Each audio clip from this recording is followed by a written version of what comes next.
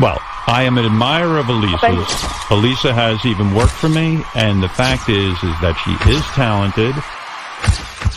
What's it called? Kermit and Friends? Kermit and Friends. Kermit. But It's Kermit. You're saying like not to frog? do... Yeah, wait. I actually have watched a few hours of Kermit and Friends. How many hours have you watched, Natalie? Oh, no. Probably indulged in 8 hours. Holy... My wife and I watched Benji's ex-girlfriends or whatever's going on. We watched this crazy podcast, and I have to say, this is one of the, probably in the top 5 things I think about right now. She has a podcast, but she gets to come on the radio. It is craziness upon craziness.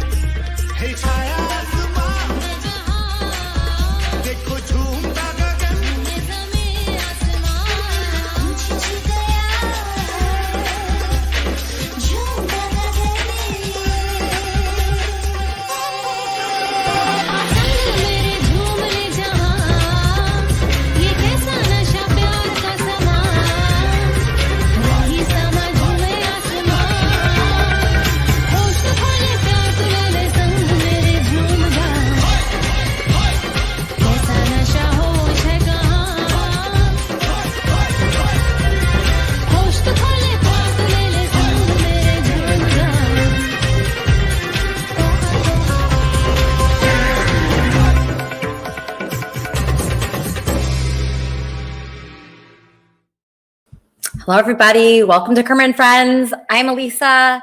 This is Fozzie, and Kermit is watching from heaven. It's going to be a great show today. So excited about our guest. We have a guest I actually respect. Isn't that great to have that once in a while? This is a guest that I respect. This is a person that has worked very hard in this industry. It's a difficult industry. Being a comedian in general, I think I could be a comedian. Maybe I'm just too much of a pussy. That's what it comes down to. I do have jokes, but I just don't want to be on stage and fail in front of people. What do you think, Wheezy? Yeah, I agree. I mean, I don't think I'm that funny, but I would never be able to do that. It takes a lot of balls. I love this Chrissie Mayr. I've been following her for a while, and I loved your interview with her recently. It was so candid and great. Yeah, I really did. Thanks. Yeah, I'm excited. Is so cool. She's live every day. Every time I go on Twitter, she's live. And it's so hard for me to be live even once a week, even one time a week. Yeah. I mean, it's literally killing me. I'm so tired. I'm so exhausted. I got 3 hours of sleep last night. I was in our Discord server all night long. All night long. Wild. Were you there? I went to sleep around 11, but I mean, I just kind of sat back and watched because it was pretty crazy last night. There was a lot going on. Yeah, this nice guy hit me up on Instagram and said, "Oh, I like the Howard Stern show. I want to get to know you." So I invited him into our Discord server. Oh my gosh, everybody went nuts. They said they were insulting him, bullying him. So I can't miss that. I can't go to sleep when that's going on. Right. No, I saw that. I will say that I did see a couple videos that I didn't like. One of them being him being mean to Gucci's, who I love. Oh, so no. I'm indifferent. Yeah. Well, they dated. Well, those two dated, and dating, you always hate that person afterwards, I think. I mean, typically, I do have some exes that I talk to, but I wanted to beat most of them up. I guess that's a good point. Yeah. But are you doing okay? Are you I'm you all fine. right? I've All been right. a little bit really under the weather. I have really bad allergies lately. Okay. So it's not us, right? It's the allergies. No. I've just been kind of feeling like crap lately, and so I haven't been as active as I usually am. Okay, because we want you active. We really love you. I have begun to, appreciate you since I met you more and more and more and more. Let's do a quick prayer before we get to Chrissie. This is Jimmy the Christian. He's going to give us a prayer and comment on our newsletter. We have a weekly newsletter. Yeah. Did you want me to read the newsletter right now? Just can you give us like a synopsis of what happened in that newsletter? Well, listen, it's more of Leaf being salty. He maligns Captain Content at any chance he gets. He says that Captain proudly boasts that you guys have been doing it. Would you believe? And then Leaf says, I'm just HIV positive that Elisa's heart won't be the only thing that's sore when Cappy ditches her for the next pay pig that strolls around. So in one sentence, he's telling you that you're going to have a sore vajayjay. He's also saying that you're a pay pig. You're a pay pig. Wait, what's a pay pig? What is a pay pig? A pay pig is like probably like a sugar mama. I mean, I think that's what he's talking about. I think that's where Leaf's going. But then at the bottom, he talks about you, Elisa, you're ready to make the full IP2 trash bag transformation complete. In other words, he feels you're turning into a trash bag. That sounds like an insult. I'm not sure. I've been called so many horrible things in my life. I'm just getting a caller. Let me just answer this caller real fast. Kermit and Friends, how can I help you? Kermit and Friends. Michelle. Hi. Hi. Sorry, I didn't have it on the speaker. That's okay. Hi, it's Michelle. Hey, Michelle. This is my friend Michelle, everybody. She's a great person and a close friend of mine, and I hang out with her a lot. What's going on, Michelle? Oh, well, I just wanted to call and tell you, me and Justin had a great time on, it was Thursday, huh? Yeah, Thursday. Yeah, we had a good time. Captain, he's such a nice guy. Yeah. Yeah, you like him? Yeah, he's really nice. He's real down to earth, and you guys seem close and happy. I don't know. So you're not like Leaf King. You're taking the opposite stance as my producer Leaf King. Yeah, well, I'm taking it the opposite of everybody. You sit there, listen to other people, how other people, how they are, or whatever. I'm not bashing or anything. This is my opinion. Yes. But, if you're going to sit there and then judge somebody and you don't know who they are, you have to really sit there and get to know them. Yes. And sit there and investigate how they are. Don't take people's word for it because people are upset and everything. But to me, he seems like a really nice guy, down to earth. But down to earth guy. Okay, great. That's great. We're good friends. But I don't want to see you hurt. Thank you. I'm going to support you 100%. What makes you happy and everything, but I'm not going to judge a book by its cover. I have to sit there and a few times and see their personalities or what, and if they screw up, then they're fuck ups. You know what I mean? Exactly. Thank you, Michelle. Thank you for being open-minded. Oh, you're welcome. I'm like anytime. I love everybody. All right, we love you. Thank you, Michelle. Talk to you soon. Right. All right, that's my friend Michelle. She's a great person, a normal person, okay? Normal. Isn't that great to have a normal person once in a while? Okay, so our first guest, who is fabulous, Chrissie Mayr is a podcast host and a stand-up comedian. She's appeared on Fox News, America's Got Talent, The Wendy Williams Show. Yes, Jimmy Rizzo, when you call in, you got to watch the show at the same time. What? By the way there, Mrs. Elisa Jordana. Yes? Why would your show be about me, and me? About you? It was about you, Elisa, isn't it? My show is about me? You have a problem with that? I did have a problem with it, but you seem to think that you're all that, don't you, Elisa? I mean, it is my show, Jimmy. I mean, I think it's a little normal. It's sometimes about me. Who should it be about? I've been streaming since about 2002. I know quite a lot about people. I've met many thousands of people. Okay. I still like you quite a lot. But that show what you did with that fucking guy, that Alex cocksucking Stein. You don't like Alex Stein? That was the most sucking up I've ever heard. All right, I gotta go, Jimmy. Jimmy, call later. Call later, okay? I love you. I love you. Just sign on. You guys, you gotta realize you gotta watch the show to see what's going on, so you don't call in, at a bad time. Oh, it's a very bad time. Okay, so she's been on Fox News, America's Got Talent, the Wendy Williams Show. She's been everywhere, you guys. On her YouTube channel, the Chrissie Mayr channel, I've been on that channel. She hosts a daily morning show. Daily. That means like every day, you guys. Every day. You know how hard this is to do? Every day, even once or ever. And she has a simp cast. That's a new word for me, simp. I just learned it recently. And I want to ask her about that. And often conducts high-profile interviews with some of the funniest and most controversial personalities on the internet, including Stuttering John, who I also interviewed, which we'll get to later. Everybody, welcome to the show, Chrissie Mayr. Hi, guys. Oh, my gosh. This is so exciting. Can you hear me? Can you see me? Yes. Okay. I can see you. I can hear you. You I'm look coming great. to you. Thank you. I'm coming to you live from an exotic location. Wow. I'm zooming in from Villa Roma in upstate New York. There's a lot of people walking by asking me when I'm going to start playing music because I'm in the DJ spot. And I don't know. I might have to turn around at some point and start singing the Macarena to shut these people up. But I'm so happy to be here. Chilling. I'm pretty sure that guy who just called in was Alan Graham doing a voice. Yeah, Alan Graham's another hater. I mean, we have a lot of haters here that do call in. I do accept their calls. Do you take live callers ever? No, but it's daring. It's a very daring thing. And I mean, people have called me on my cell phone while I'm live streaming, and now I've gotten to the habit of just answering it and being like, "You're on the show. Like, whatever you want to say. Hopefully, you can say it in front of 70 people." But yeah, I like that you take callers. I really want to start doing that. And I think that's so funny that people are upset that your show is about you. Like, what they're actually saying is, why isn't your show more about me? Yes, that is true. That is true. I mean, it's hard to keep it off of me if I'm just here the whole time. So I'm sorry. Maybe I should make it about someone else. I don't know. They're just probably sick of me at this point, even though I'm just once a week.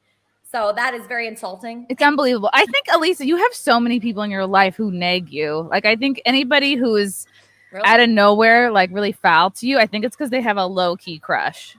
Okay, so if somebody's not familiar with that term, because I don't think everybody is, that's from the book The Game, right? Yes, nagging. Yes, what is that? Nagging with I say it, I don't want to say, a nigger with a hard R. Nega, like, what's up, my negas? Like, you're just nagging them. That's probably going to be clipped.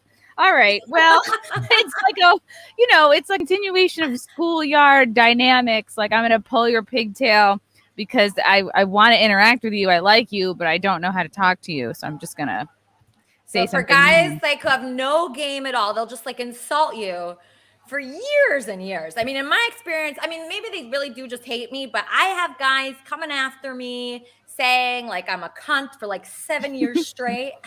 Wow, 7 years a cunt. That's like, that's a remake to 7 Years a Slave. I think you're very nice, and you just like will let people go on and on instead of like, I feel like it takes a lot for you to block somebody or like for you to really put your foot down and get them out of your life. I'm the same way. Like, I have no boundaries. Like, we grew up in my house. Like, my mom would get upset if we shut a door. Like, she would barge in on us in the bathroom all the time. Like, you never had no one ever had privacy, ever. Like, if you were to go to sleep and shut the door, she was like, she just assumed you're in there on drugs. So we could never shut a door in our house. Wow. And so you took that to adulthood, sharing everything, right? Do you tell everybody everything, like on your show? You can't tell well, I end up telling most people most stuff, but like stuff that's interesting. Like, nobody wants to hear that I'm like, kind of chronically constipated. Like, that's not fun. Like, anything that you can have fun with, I'll talk about. Not that I'm keeping anything from anybody, but yeah. I mean, there's some things that I am like embarrassed by, but I believe in like truth. I really do believe in truth. So even if I'm embarrassed by something, I feel like I'm not being like a true like entertainer, broadcaster if I don't share. Yeah. So I do share some embarrassing things too.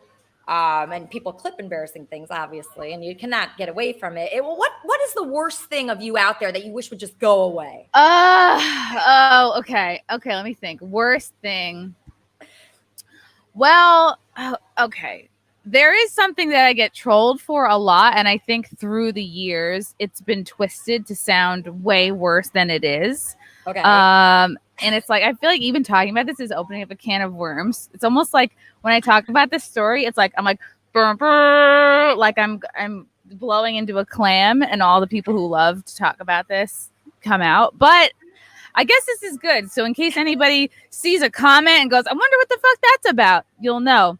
So when I first started at Compound Media, we had a Christmas party. I think it was 2019.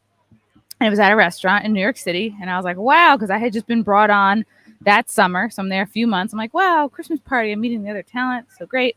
Yeah. We're there pretty much all night. Of course, it's like a restaurant in Midtown. There's lots of other people there.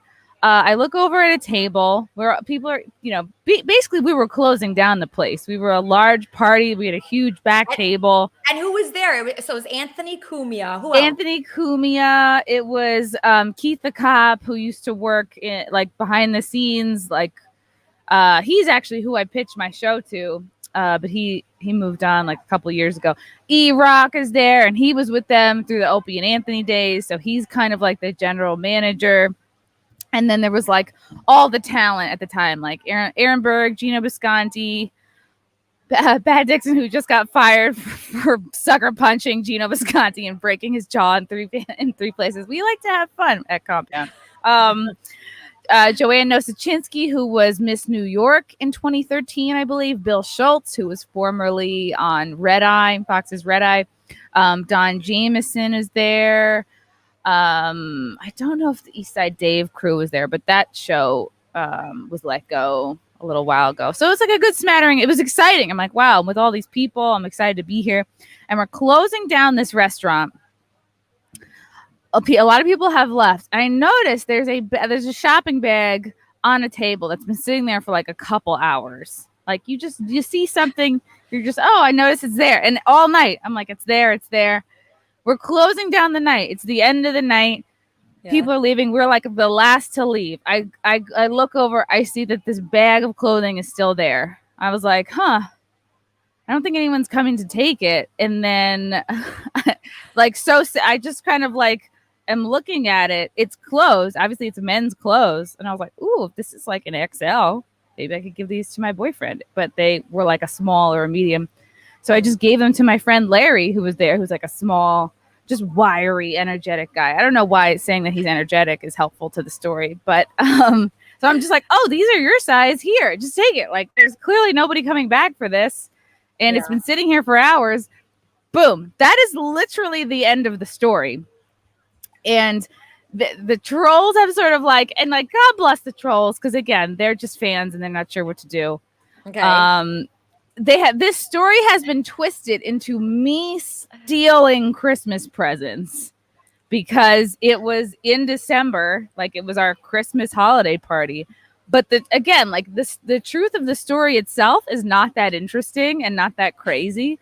But people bully you, and there's been some fan fiction in the works, and like, yeah, people that I guess like want to make an enemy out of me or want to make me look bad, they'll kind of adjust the story so that it makes me kind of hate worthy. So now if you see anywhere, oh, she's a thief, Christmas presents, like, you know what that's about. It's literally, that's the worst thing you've ever done, Chrissy. Come but on. you said most embarrassing because it's like, and I don't. Embarrassing. That's not embarrassing at all. Well, because the lie is embarrassing, and I'm like, what? I'm like, if anybody's believing that I would literally show up to someone's house, steal their Christmas presents, like, what am I, the Grinch? I'm going to take the tree too. Like, it's just so crazy to me. This was just like, all right, someone left these here, have them. It's like, they were not even in my possession 5 minutes. I just was like, oh, here. So it's just embarrassing that the lie has circulated, probably, just in the corners of the internet. Again, like, nobody cares. At the end of the day, it does bother me. It does bother me that some people might believe the lie, but like, yeah. Oh my gosh, that would not bother me at all. I mean, I went to the Howard Stern show Christmas party like every year, and I had one year where I don't know what, like, I was starving myself to fit into this dress. No. And I don't know what happened. Like, I don't want to say I was drugged, but I drank and I just blacked out immediately. It's called being fun, Elisa. It's called fun. It's called being fun at parties, okay? I mean, I was found in the bathroom all night, blacked out. Everybody was like, what's wrong with Elisa? And you know, that party, everybody's like looking at you. Is the Anthony Cumia party like that, where everybody's looking at you, making sure you're like fucking up? Are they mean like that? Making sure you're fucking up? Yeah. No, definitely not the people you work with. Like, there was a feeling of camaraderie. It wasn't, Really? I think it's more people on the outside that are looking for you to fuck up. Like people that are jealous of you, or people that used to have a show on the network were either fired or something happened. But you're like the biggest comedian. Wait, are you still on that network? Yes. Yeah. So you're like the star of that network. I mean, you're right. I don't know. I would say most people consider Anthony to be the star because he has, you know, like a hardcore following, and he's been very famous since the early aughts. And I've only gotten my shit together in the last couple years. Like, even though I've been doing stand-up for like 10 or 11, you know, I would not expect anyone to know who I am. I mean, if you look at Twitter following, like, I have a decent Twitter following, but that's not representative of the real world or your fans, or like, you know, people come out to show. It's hard to measure. I would say far and away, Anthony's still the biggest. But you're on Fox News. Is he on Fox News like you are? I've been on it a couple of times. I would say he's still bigger. I would say his lasting legacy of Opie and Anthony is like, it's pretty hard to mess that up. Yeah. I mean, the Opie and Anthony show obviously was huge. It's amazing that he has brought you in and put you on his network. So working with him is pretty good. It's not like what people say about Howard. I don't agree with the people that talk badly about Howard at all, but it's not like that at all in the Cumia network. There's no like. I'm going to subtly back up into the sun, but I'm going to do this seamlessly without it ruining what you're doing. So just keep talking. No, I was just wondering if there's like, because, you know, there's just so many rumors about, you know, the Howard Stern show and everything. I don't really hear that about like Opie and Anthony or Anthony Cumia. So you're saying it's all nice over there. It's like a family. People support each other and like each other. It's pretty nice. It's pretty good. It's pretty supportive. Although I say that, but we recently, just in the last couple weeks, like had, you know, Pat, who is, God, this is such a web. It's such a fucking small world. Because Pat Dixon is someone I dated when I was brand new in comedy. This is how they get you. They get you when you first come in. You're 26. You're fresh-faced. You're full of hope. You're impressed by someone with a Comedy Central credit. Boom. Before you know it, you're dating for 2.5 years. You don't know what hit you. And but that was like ages ago. So it's just like I have a little bit of a history with him. And he recently... So what's his role? He had a show on the network called New York City Crime Report. He was literally just fired this week for hitting Gino. Like, he was on suspension. Wow. That's such a stupid reason. Like, he hit him hard. At least he broke his jaw. He needed a steel plate because Gino. Yes, because Gino had one of his exes, his most recent ex-girlfriend, on his show. But this ex-girlfriend, like another ex-girlfriend, does comedy. So it's like, if you don't want. Like, you can't keep dating comedians and then be shocked that they show up at Compound Media. You know, date somebody who works at the bank, and then you'll never see them again. And again, I did not show up at Compound Media till 4 years after we broke up. Like, there was plenty of time for everybody to get over it. But I can partially understand him getting upset, or him having his buttons pushed by like seeing this recent ex on Gino's show. Again, it's like they're not like passing in the halls. Like, these shows are all at different times. But I guess he was convinced Gino was fucking with him by having his recent ex on in hot water. So Pat just like showed up to the bar that we all hang out at. I wasn't there. It was just Gino. What bar is that? Gino I want to go. What bar? Our Cheers. It's Sullivan's. It's like right across the street from the studio.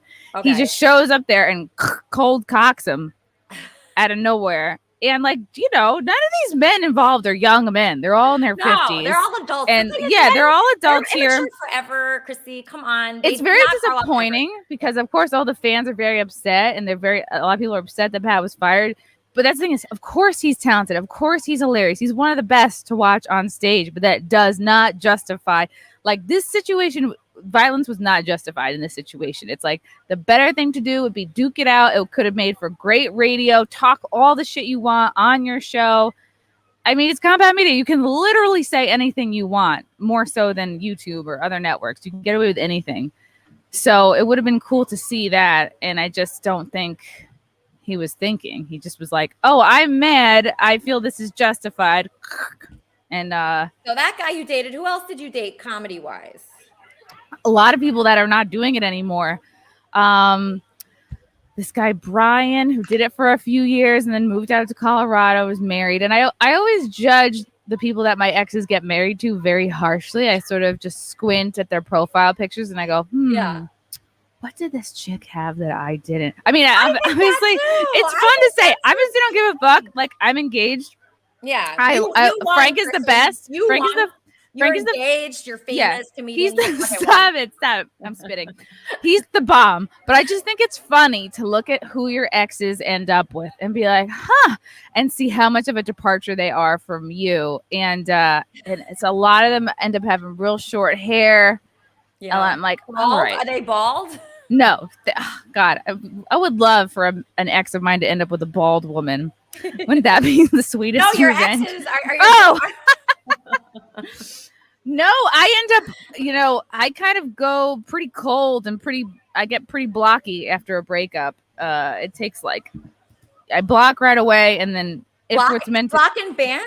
Pretty much. Yeah. I'm a pretty much staunch block and ban person. Wow. Because usually when I have a breakup, it's them breaking up with me. It's never my idea. And I go scorched fucking earth. I go like, wow, why do they break up with you? Why do you think? I don't know. I'm so lovable. Yeah, you are. I can't believe that they would dump you. That's so fucked up. Do you think you don't have any game? You don't have any game. I don't know. I'm not trying to have game. I'm just you have to play games or else you can't get anybody. Trust me. I've read books. It's so true. That's true. That's true. I'm great at the beginning of a relationship. Really, the first couple months is when I really excel because I'm so good at not being available. I'm so good at not answering back, and I have so many dates. I have so many options. I'm very good at making it seem like I have a ton of options, and you got to lock it down quick. Yeah. And then in the middle, when you start to get to know me, that's when things get a little hairy. You got to get over that hump of actually getting to know me. That's the worst part, I think. I once people start getting to know me, that's when they run away. It's scary. Even if they're a fan, I dated a lot of my fans and they really like me when they're just a fan. But then once they get to know me and sit with me at a lunch or, we hook up or have sex, God forbid, they're out. Even if they were a tremendous fan. I can't believe that's happened to me. I just, it's terrible. A couple of my boyfriends have, we broke up over cheating. One was my very first boyfriend at 22. I mean, I should have known. We met at literally last call on New Year's Eve. I was part of what I would call the cleanup crew, where it's just whatever chick is hanging around at 2 a.m. when the bar is closing, that's who you go up, your cleanup crew. You sometimes guys will come right at 1:30, right before the bar closes, just to pick on the weak animals, the ones that are drunk or maimed, they go in for the kill right when things are shutting down. Just have the Uber. Kill me if I'm that last person.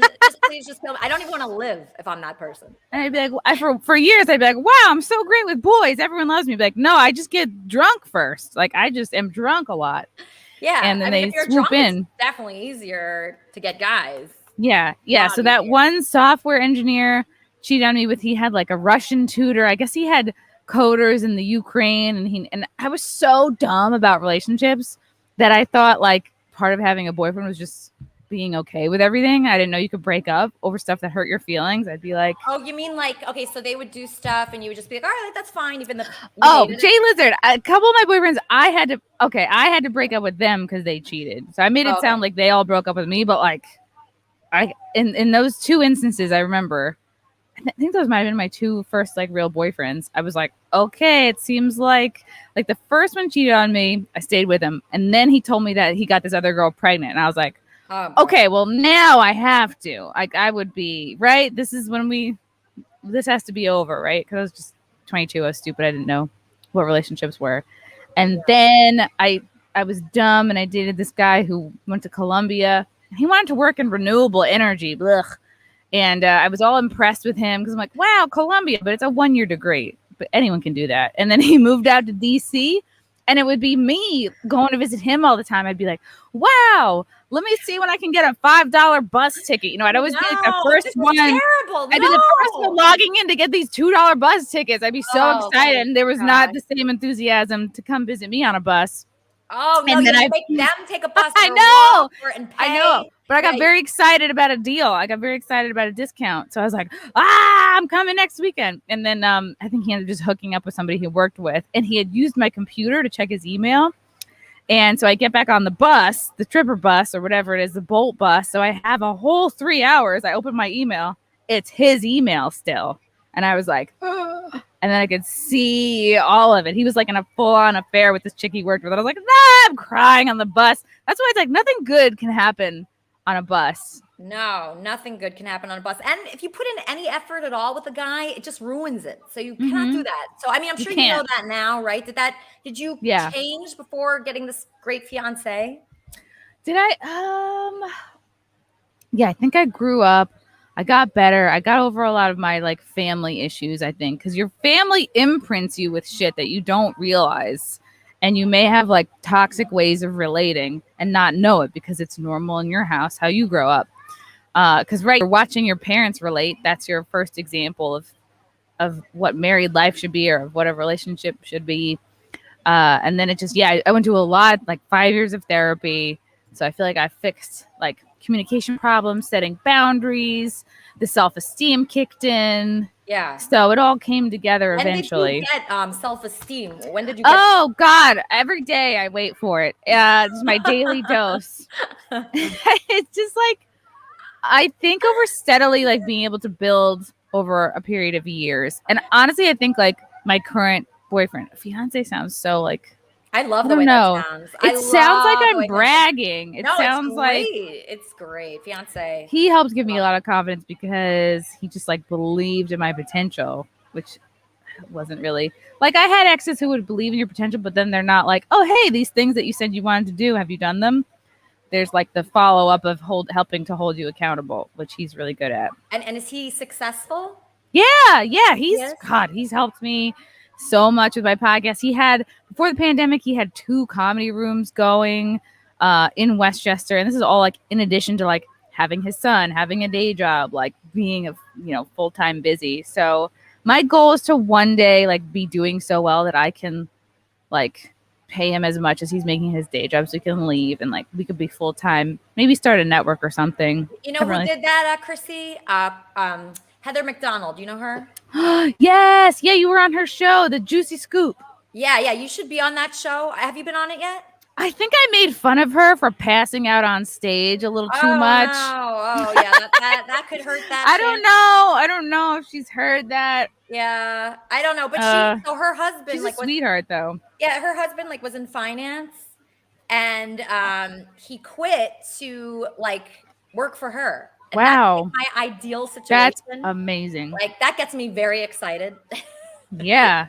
To think that the guy would quit his whole career for me and like answer my emails, like my producer, like Tyler Scott, he was having these conversations with her husband about me being on the show, and I'm just like, wow, that is so hot. Yeah, that's amazing. Yeah, I thought that was cool, especially since he was in finance and they have a big house and everything. It's pretty cool.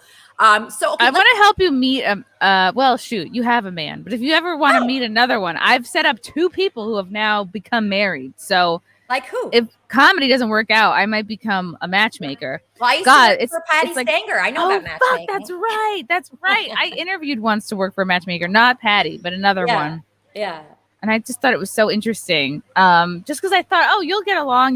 One was like a set of comics, like they were kind of open mic level. They didn't really work that hard, so they didn't get past that. And one was just like friends. Yeah, but college what about, friends. Okay, so who would you set me up with? Like if you like a celebrity or a comedian, like you know what I like. So who would you set me up with? Oh my God, that I could like directly access. Yes, or indirectly. Through Anthony Cumia. If you were a lesbian, I would absolutely set you up with Ann Coulter because from what she's told me, she's like, I need to meet someone who already understands the biz, who like really who's like entertainment adjacent. I don't think she's not a lesbian. Yeah. She's straight. But from what she told me, like the kind of guy she wants to meet, it's like somebody who doesn't need media training, who already like gets the biz. You know what? Fuck it. I would date Ann Coulter. Yes. It would be so cute. And she's really tall. She could be the dude. She's tall. I met her once with Benji because I was in New York And she was sitting there, and Benji goes up to everybody, and I actually don't like that because I'm like, leave these people alone. They're just having dinner. But Benji Bronk, from the Howard Stern show, he storms up to Ann Coulter, and I'm like, Benji, no, please, no, just leave her alone. And he did not leave her alone. She talked to her for like an hour. It was so fucked up. I hate it, but. Oh, hello, Benji. Oh my goodness. Have you read my books? It's good to see you. Yeah, it was Upper East Side, so that's kind of the way it was. Okay, so let's take some questions. I'm gonna bring up SJC. SJC, you're on with Chrissie Mayr. What's your question for her? Scuffed Jim. Hey, what's going on? Hi. Adeline, what's up? I didn't know I was going to be brought on to this. Well, here you are. Uh-oh. Good thing you had a shirt on. Why do I hear myself? Ew, I don't want to hear myself. Why not? I hate hearing my voice. I think you sound great. Everyone feels that way about their voices. I hate my voice. Why? You have a great voice. I know. You really Everybody do. says you have an accent, but I don't hear it. Why? Where are you from? South Florida. Okay. What kind of accent do people say you have? South Dakota. Okay. I don't understand how South Florida. People think South you're Dakota, cute. You're cute. You're definitely cute. Okay, so SJC, I'm on with Chrissie Mayr. She's a big comedian. She's on Anthony Cumia's network. Can you think of a question for her? You want to be a comedian, don't you? He told me. I am a comedian, but I mean, you put me on the spot just now. I don't have any background. That's part of it. I'm just stepping into this. What if you were on stage and there was like a heckler or something? You'd have to think of something right away. It doesn't even have to be a comedy question. It could just be like a girl question. A girl question. Yeah. He has a lot of problems with women. That's one thing, Chrissie, this guy, I really like him, but he is fucked up with women. He gets into bad relationship after bad relationship after does So it feel like in and out of a relationship? I've been in and out of people have been more in and out of me, to be honest, for many years. And then I finally, I'm finally settling down. Yeah. Yeah. Well, yeah. She's engaged. So you are settling down. I am. That's good. That's good. I mean, some people, they have to go through like all these avenues to try and find, the one that works for them. Yeah. That's good. No, that's positive. I'm still looking. You know what it comes down to, like casting a wide net. It's like if you're just relying on apps, it's like doing everything. It's all it's like being on the apps, it's talking to the girl behind you in line at the deli. I hate that. Maybe I know you have to do IRL combos. I hate it. Because you never know who knows someone. I just hit 35 and I'm still doing that. I'm still talking to girls like I'm in a college. Like, what's your favorite color?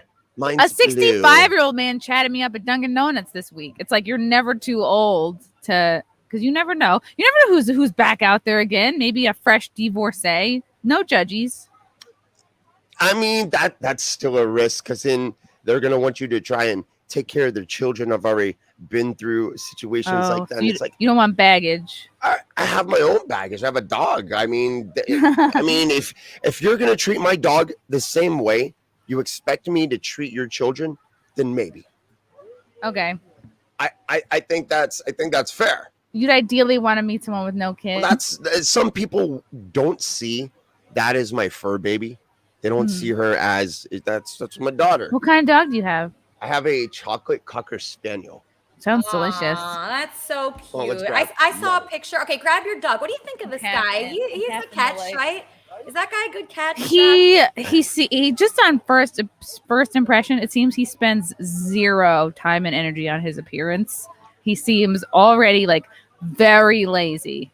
Oh no. No judges, but like if you're 35, you have to be willing to meet someone that might have kids. It's just a reality. Even other fur babies, like, yeah, I'm okay with that. Bunch of dogs. Dogs are awesome. But do you want to respond to her first comment, SJC, about the first comment was, what was the first comment? I got ADHD. Me too. I took the test. I got like a 50 something. I got a 0. They said you failed. You don't pay attention at all, bud. Okay, so her first comment was, to get a woman, you have to what is it, Chrissie? Like take money. Run a comb through your hair. No, you got to have money. You really. You don't have to have money. You either have to have money some or type be of funny finances. or work out or you- have a how- big dick. One of those four. I mean, I have 2 of the 3. I mean, that's not too bad. I mean, okay. Ooh, and it doesn't get me nowhere. How They're big's just your like, piece, it's Jim? too big. Get it away from me. Oh, so you got a big piece, huh? Wow. It's- Man. It's not what it's not. This is why he's really, picky. Yeah. It's not really what people think. They're like, oh, well, he has a big dick, so he must, get a lot of women.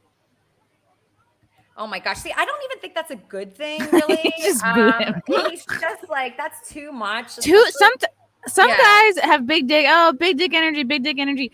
Honestly, a big dick is kind of a liability. Like I've been with maybe one where I was like, oh, no. There is honestly a thing as too big is nerve wracking. Like you don't want to be with someone where it's like I might go to the emergency room tonight. You know, you want something it's big enough so there's something in there, but not so big that you're like, if I jump off the bed onto this thing, I'm not gonna hurt myself. Like they don't you want to do wild abandon. I want to hardly know what's in there. That's what I want to. Maybe I take that back. You're gonna need more than just a big dick, I think, in 2022 because women have toys and also the liability factor, the potential for injury. You're gonna if you have you need to sign a waiver to get on this dick. Yeah, we don't like that. I don't know where that came about, like where men think that being big is so great and they should talk about it constantly. And I 100% blame Pete Davidson because he dated all of the most famous women: Ariana Grande, Kim Kardashian. What the fuck's her name? That pretty Kate Beckinsale. Yeah. All on the supposed promise of his big dick, and then he opens his mouth and he sounds like a retard, and you're like, it's not the big dick. I know what it is. He doesn't give a fuck. He does not care, and you could tell. But where do you think that confidence comes from? I don't know. Some guys just have it. Either you have it or you don't. The thing is, if we could see a version of Pete Davidson that has a medium to regular to small dick, like I would love to compare and contrast the two. Yeah. And of course he's very successful, but like he had that energy before he was successul. Yeah, he's kind of limping. Like he doesn't. When you have a cannon between your legs, you're like, you don't have to be on time for anything. No. You don't have to, call people back right away. The world opens up for you. Yeah, you're not making reservations. No flowers, nothing. Nope. You just sort of wear tight pants and hope it all works out. All right, let's take another question. We have Jimmy Rizzo. You're on with Chrissie Mayr. Jimmy. Yeah, good evening there, ladies. Good evening, Chrissie. I've been to your show on many occasions. You don't really talk to your fans a lot, really, do you? Or maybe interact with them. It's all about maybe having a donation, if you know what I mean. Yeah, Chrissie, listen, right? Wait, what accent is that? Is that Irish or Scottish? Nothing bad, right? You should maybe interact with your fans more like Elisa does. I should interrupt more? I think he said interact, but she might not want to do that. Trust me, it's not. Yeah, but some people put themselves on a pedestal. And Jimmy, tell me, what can I do to interact with my fans other than respond to them on Twitter, respond to their comments on YouTube, have them call into my Compound Media show? What else could I be doing? Maybe listen. I watch your show. I know what you're all about. I know when I added you on Instagram, I waited a couple of weeks for a reply. It was nothing really, it was just to say, hi, what's your show? And I've added you on Instagram, and you didn't really fucking answer, did you? So you don't like that I didn't write you back on Instagram? I didn't mind it, but people like you seem to put themselves on a pedestal. People like me? Listen, that's so sad. You think just because I don't write back to you specifically, I put myself on a pedestal? No, listen, right? Treat everybody the way them treat you. And no matter who anybody is, just treat them normally. Of course. Yeah, but I didn't see your message. A lot of them go into spam. It's not because I don't like you specifically. A lot of these messages, particularly on Instagram, go into a spam account. And unless I'm constantly checking the spam folder. Like you put yourself on a pedestal. What does that even mean? Look at me, I'm the superstar. I mean, she is though. She is. So how do I do that? Just by posting? I put myself on a pedestal. What, by posting? How do I do that? Chrissie, like a normal person, because I don't know you're saying it, and that's a beauty of it. What is normal? I think you have a weird concept of normal. Honestly, there's only so many hours in the day. Like if I have a spare 2 hours, should I spend them checking my Instagram spam messages or with my boyfriend? Like, I think he seems to think. I don't know what this guy sent you as far as a message. I don't either. In fact, now I'm determined to find it. Yeah, I don't even know what his name is. I got to check my Instagram spam right now. Yeah, I'll tell you, it's Jimmy Rizzo, but I could tell like his message probably wasn't that great. It was probably mean. But you know, you are on a pedestal. You're the entertainer. You're the comedian. You're the one they're writing to. You're not writing to him. He's writing to you. His message is like, "Show me your tits," and then he's like, "I can't understand why you don't write me back." Exactly. I used to date this comedian. I don't know if you know him. His name's Mike Young. Do you know that guy? No, but he's like a Detroit comedian. He opened for Bob Saget all the time. Anyway, so he's very cute. Anyway, he doesn't like me. But when I used to call him a lot, and I learned from this relationship so much because he was friends with Leonardo DiCaprio, and he was always on Leonardo DiCaprio's boat with like a bunch of babes and like supermodels, and I was always pissed, right? Mm-hmm. So I would call him all the time, and I'd say, Mike, why are you not answering your phone? And what he would say to me is, it's my phone. I can choose when I answer it and when I don't. Oh, shit. That's right. So it's the same thing with your Instagram and my Instagram and everybody here. You know, I mean, Jimmy Rizzo wants to be seen. We all want to be seen. We all want to be heard. But our quality of life is very important. In fact, I'm about to have a nervous breakdown from everybody. No. So, you know, I mean, being in Discord, several Discord servers. I just left some Discord servers today. You know, it's hard to take these constant messages and stuff. And we appreciate it. We appreciate the attention. Trust me, we're looking for attention. But sometimes it's a little too much. So, Jimmy, can you respect that? Yeah, Jimmy, if he really wants to hear from me, he should be joining my Discord because I see those people. There's no Discord spam messages. Everybody who's in there is in there, and I see their messages. So if you really want to reach out to me, it sounds like you're going through the wrong channels or just not. Yeah, or YouTube. Even send a super chat. I definitely see that. But it's like, oh, I messaged you on Instagram. First of all, unless I friend you back, you're going to go into a spam folder. So just like kind of acknowledge the reality of these social media platforms. Don't immediately think, oh, it's because she's a stupid bitch who thinks she's so hot. It's like, no, I actually don't even see your message. And okay, so as far as your like Discord server, and you're in there? I'm in there. I'm in there. I don't fully understand what's going on in there, but I am in there. Why you'd want to be in there? I mean, I can imagine that is so fucking annoying. What I like about the Discord server is like there's a place to put suggestions because people are always like, oh, get this person on, interview this person, get this person, and I like will write it down on a piece of paper and then the post-it loses stickiness and then it goes away. So I like that the Discord is like one place. We have a special category for show suggestions. We have a category for Mayr in the Morning. We have a category for Simpcast. We have a category like for Wet Spot, which is my compound media show. So it's like, oh, if you have a fun porn star you love, great, suggest them for Wet Spot.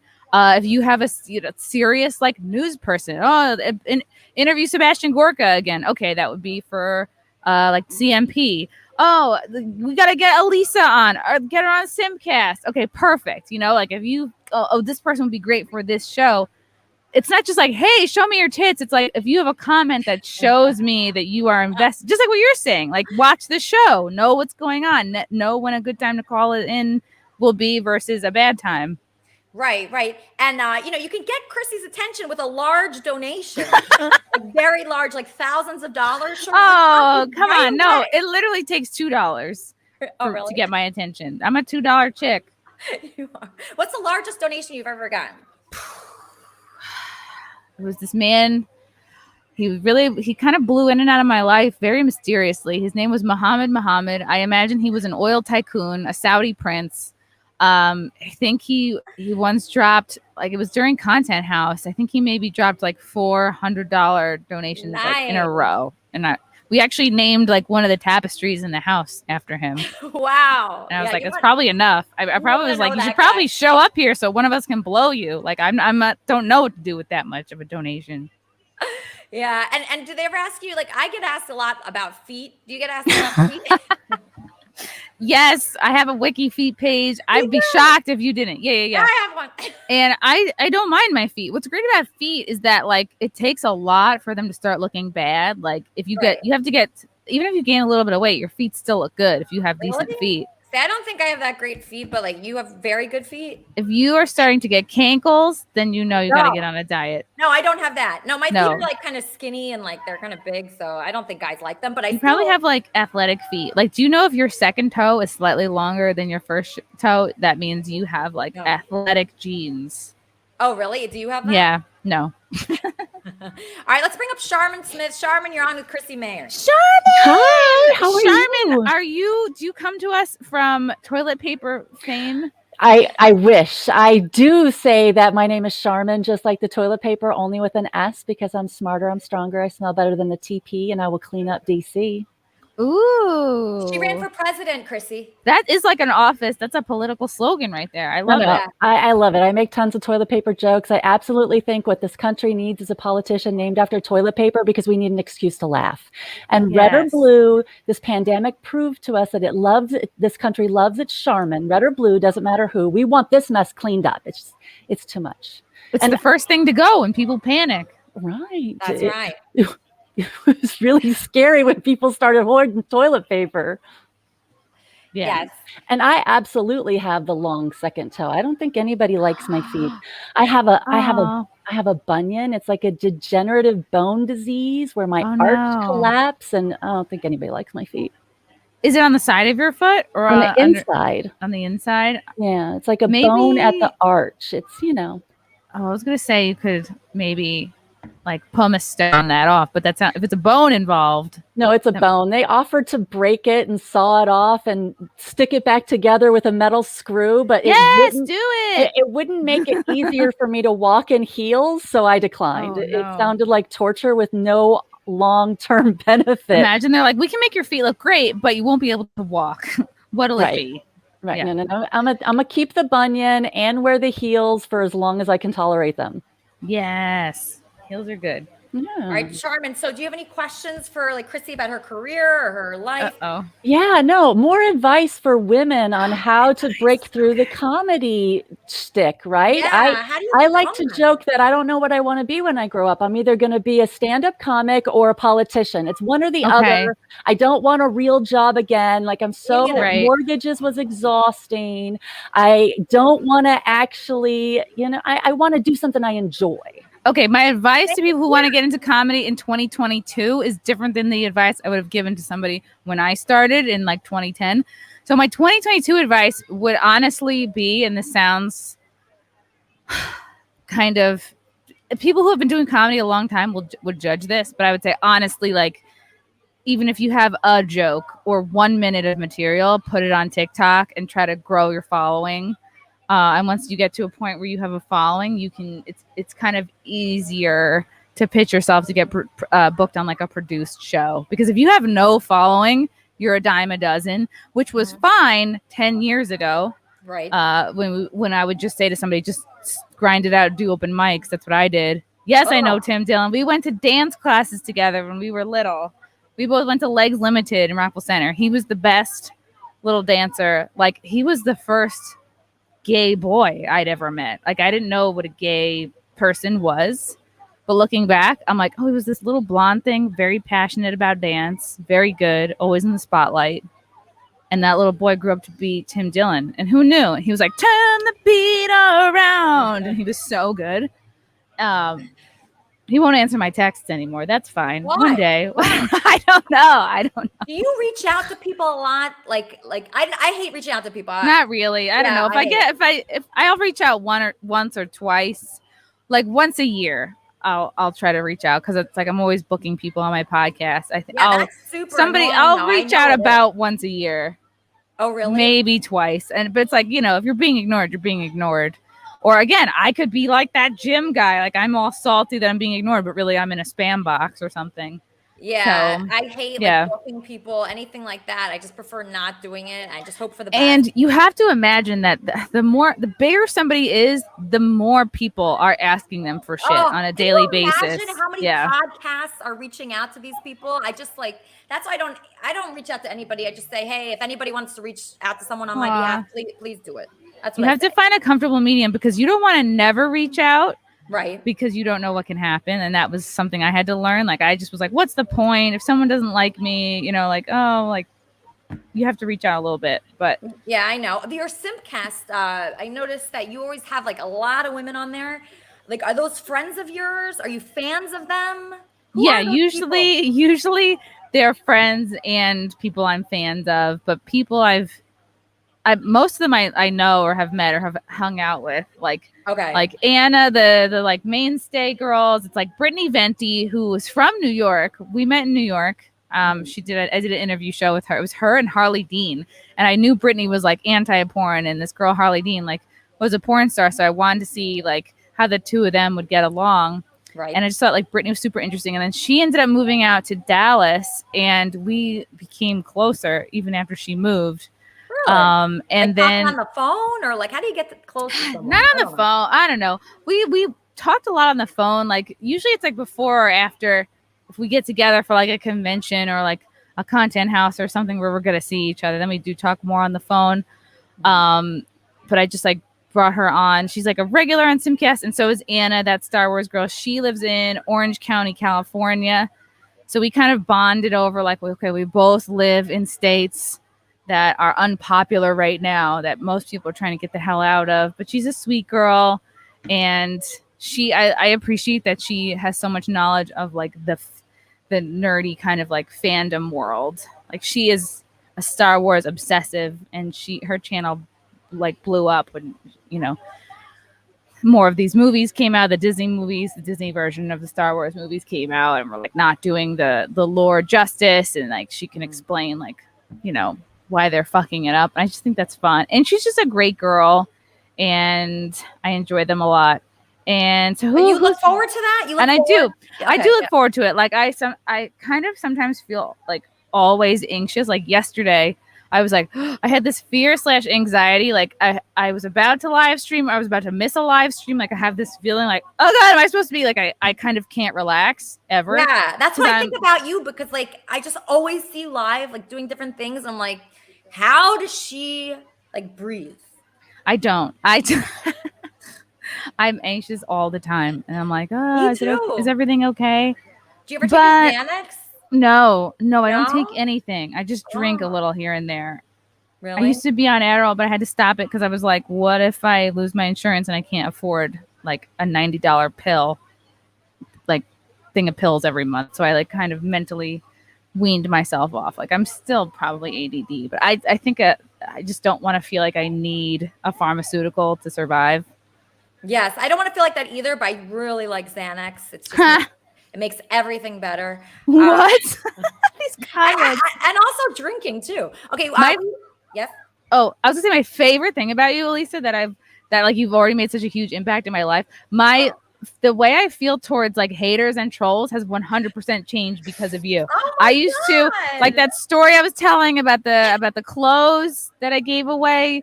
Yeah. I used to like delete, I would like ignore, and now it's like I interact with trolls and haters because I watch you do it, and I'm like, yes, you kind of like, it's not a big deal. It kind of takes away their power, and it's like, oh no, like I will try to engage with them more, and you can make it fun. It doesn't have to be like, because these people don't know you, they don't know the truth, they don't know the deal. It's like they could just be confused fans. They're fans, trust me. Weezy knows. Weezy's my wrap-up show host and my co-host here. He has a lot of haters.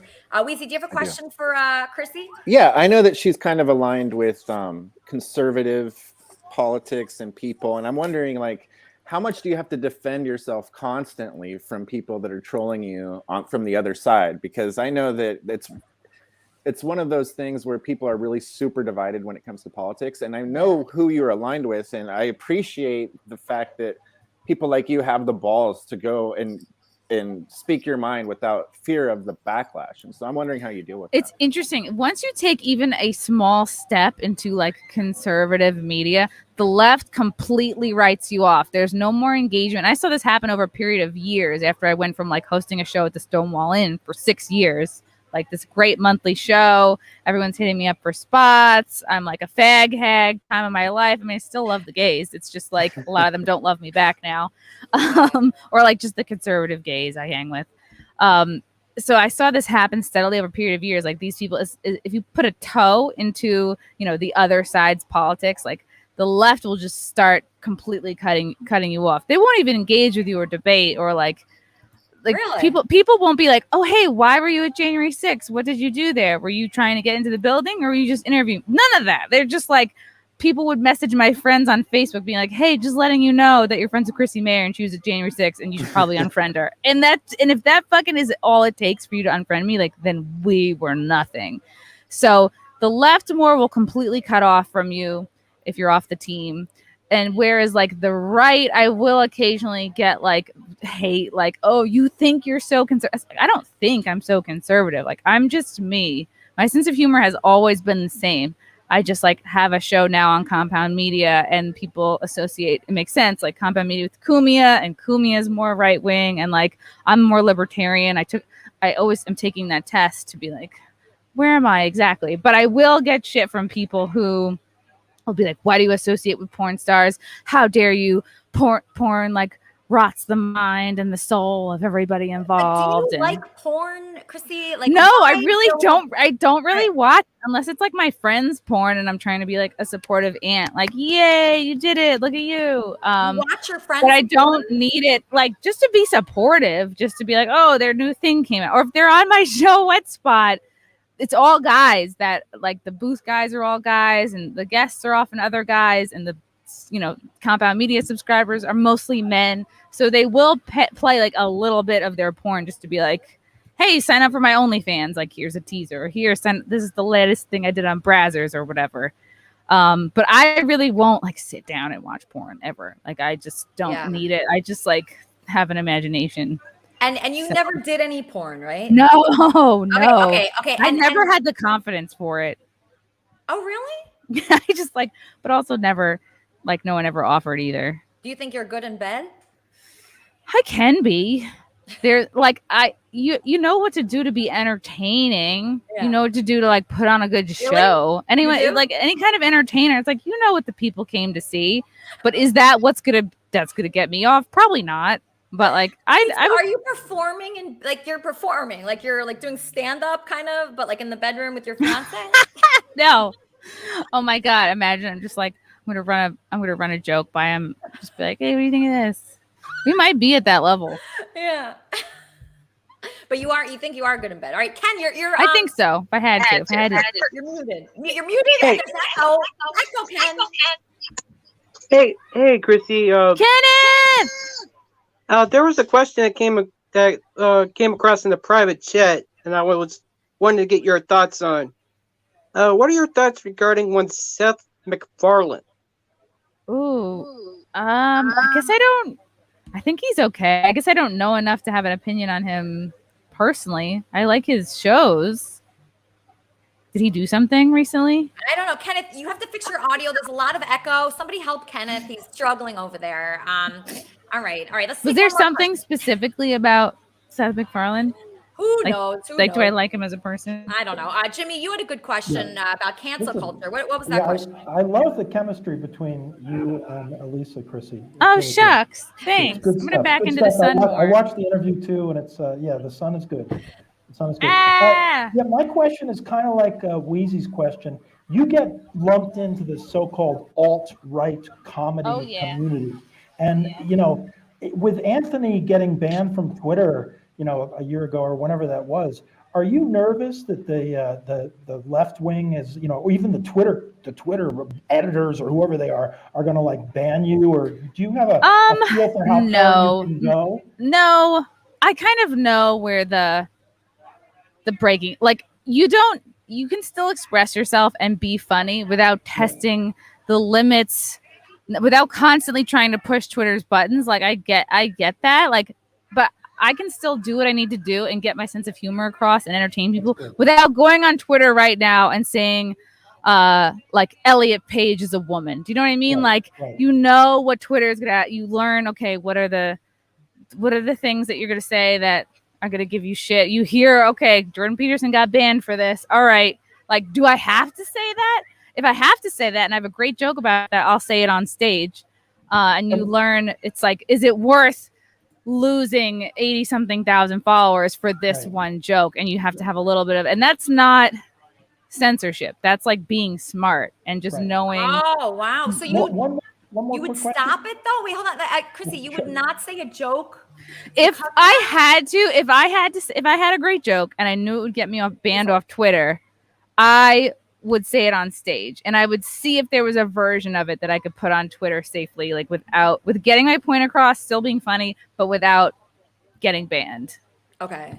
Okay, so you don't mind being part of the so-called alt-right comedy community. Do you embrace that label? Is it or a do you community? I don't know. I think it takes Yeah, almost label. nothing. I think it takes almost nothing to be considered alt-right these days. Okay. Like, you know Keep what I mean? doing what Just you're doing, saying, hilarious. I voted for Trump, and then people are going to call you alt-right and a Nazi. And even if you say, like, I don't think a 12-year-old should have their tits removed. Oh, you're alt-right. You're a Nazi. Like, now it takes nothing. So it's not really the insult it once was. Yeah, no, I hear you. Okay, we're going to call our Kermit and Friends. Not going to help you. Hello, Elisa. Hello, Chrissie. Mayr. Sounds like Stuttering John. Heard that I killed my cat died of natural causes yesterday. This is Oh. John. Oh, I'm so sorry to hear about your cat.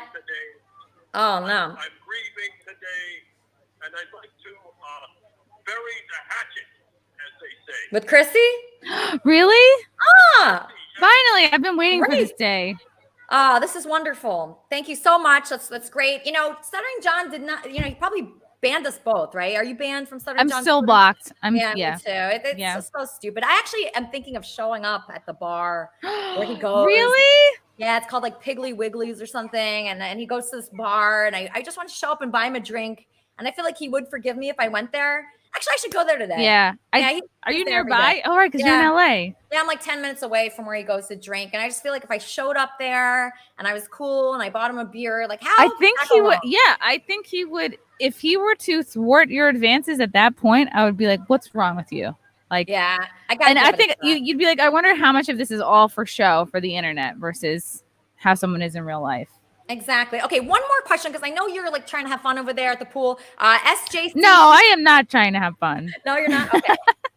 SJC, you're muted, but I saw that you had another question. Unmute yourself. I do. I want to know what you, as a comedian, what do you think of cancel culture?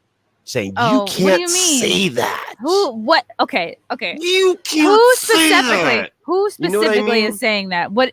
Be more specific. Anybody. I feel like when you start drawing lines in the sand, saying you can't cross that line, I'm gonna cross it. I'm gonna cross it. You tell me I can't do something, I'm gonna cross that line. SJC, let's just tell her the reason why he's asking this question. I think I know why he's asking this. Is he was canceled in his community. Okay. So he was in a community from Ice Poseidon. Do you know who that is? No, is that in Iceland? Yeah, they attempted to cancel me, but I still keep kicking in my own avenue.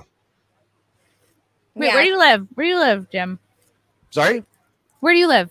Oh, Los Angeles. Okay. Oh, you're Los Angeles. Were you doing like the comedy scene out there? I'm SAG, so I more push an that actor. stupid card around. Okay. Well, you don't need a SAG card to do like open mics. Were you doing open mics or like produce shows or comedy shows at all, or more like you're from the actor world? I mean, I've been in a comedy store a few times. I know Don, Neil Leeds has brought me over there a few times. The mattress dude. Do you want to do stand up? Yeah. To go do stand up. I've been on the Ding Dong Show before, so yeah. Okay. Oh, Red Bar. That's the guy who made the fan fiction about my clothing story. Well, so the reason why this guy was canceled was because he's been accused of what? Being a pedophile because I dated an 18-year-old. You sure she was 18? Yeah, she was 18. She was born in 2000. So, I mean, I met her in 2018. I mean, You were banned from where for dating an 18-year-old? A whole incel community.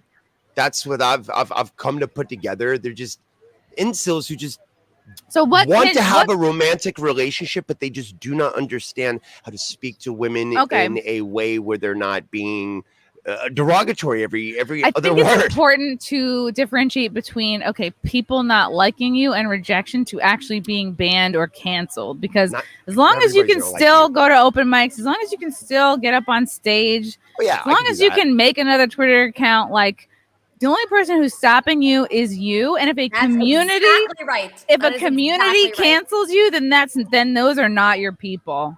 Exactly. Nobody can stop you.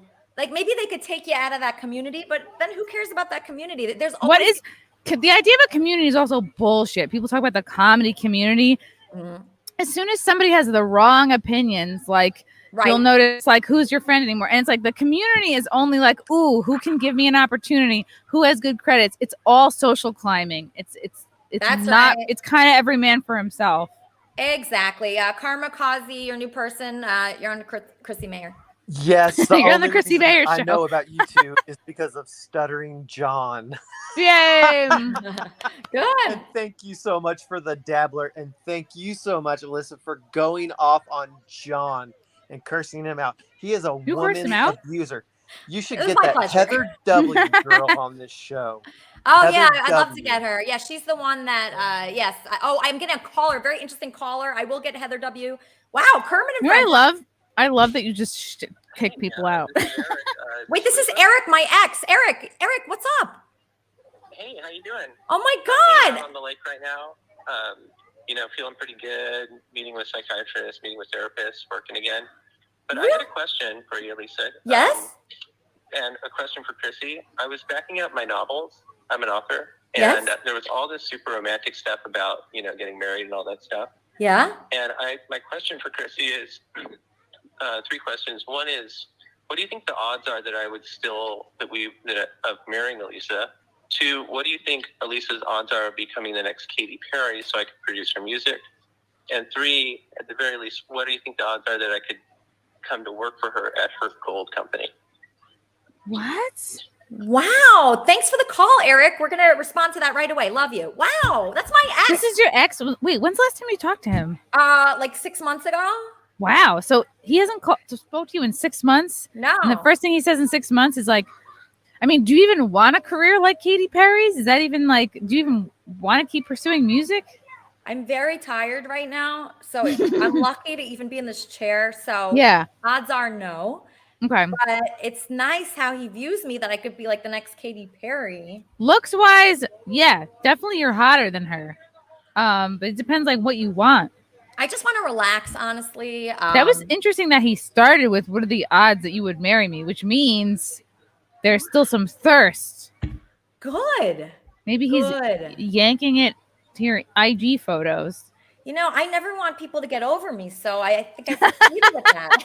Never get over me. I agree.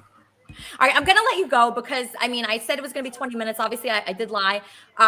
Chrissie, how can people watch you? How can people find you? I did lie.